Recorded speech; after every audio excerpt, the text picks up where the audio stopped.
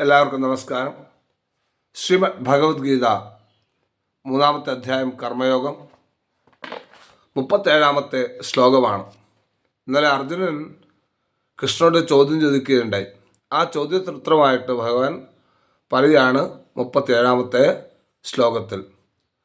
കാമയേഷ ക്രോധയേഷ രജോ ഗുണസമുദ്ഭവ മഹാശനോ മഹാപാത്മാ വിദ്യേനം ഇഹ വൈരിണം.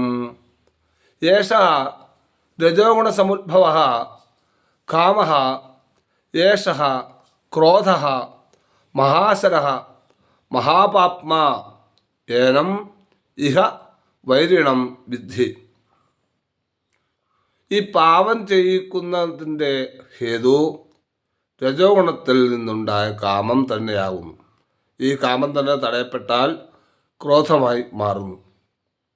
എത്ര ഭക്ഷിച്ചാലും തൃപ്തി വരാത്തതും മഹാപാപങ്ങൾക്ക് കാരണമായിട്ടുള്ളതാകുന്നു. ഈ കാമത്തെ മോക്ഷമാർഗത്തിൻ്റെ ശത്രുവാണെന്ന് അറിയുക.